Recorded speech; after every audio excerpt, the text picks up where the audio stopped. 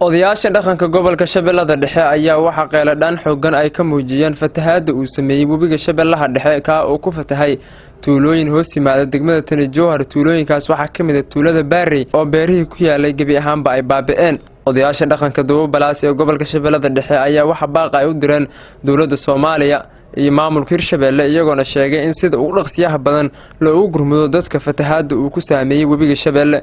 sidoo kale waxay sheegeen in ay go'doon ku jiraan wadooyinka Balcad iyo Jowhar iyo sidoo kale garoonka diyaaradaha iyo Jowhar oo aan mataqaanaa xaafadaheennii aan u joogi weyne ama danaheennii khaaska ah uga soo tagnay. macnaheedu waxa weeye biyaha afarta koona naga maray aan aragnay, laamigii mataqaanaa waqooyi u baxayay waxa waa airportka ka sokow jidkii ka go'an yahay, biyihii waa kor socdaan. dhinaca kaleeta inta iyo Balcad xigtana waa naga mareen, wadadii xamarna waa naga go'an tahay. marka xabsi kor ka furan aan noqonay, afarta koona biyaha naga maray. muxuu ahaay tuulooyinkii ku hareersanay degmada Jowhar ama Mahadaay waa barakaceen.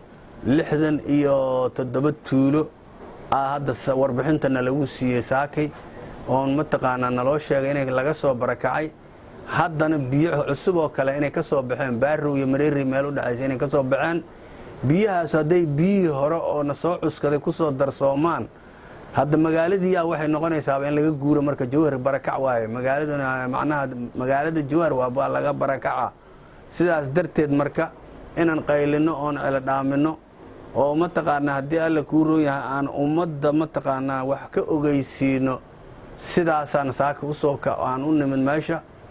waxaan rabnaa marka dawladda federaalka ee Soomaaliya mas'uuliyiintooda ugu sarreyso waxaan u sheegaynaa magaalada Jowhar oo laga barakaco haayo mataqaanaa ayaga dawladdii dhexe si degdega inay mataqaanaa ay uga soo howlgalaan, dadaal uga geystaan fatahaadaas iyo dadkaas barakaca ay u yimaadaan oo mataqaanaa ay tilaabo la yaqaano loo qaateen ay mataqaanaa ay halkaas ka qabtaan. uga diri jiray muka dheere haddii biyihii ay labeel ka dhigteen webiga dul qaadeen ay qoraxsan u tilaabeen ay laamiga golley ka gooyeen ay marka inta Shabeellada Dhexe inay bagaan ay Shabeelladaas u gudbaan ay rabaan. kuwii ka soo baxay soona Mahadaay ka soo baxay iyo kuwii habeen hore ka baxay meesha la yiraahdo Baarey, haddii hadda magaalada Jowhar ay kaliya cali shoobar ay hayaan, magaalada Jowhar in laga barakacay joogtaa.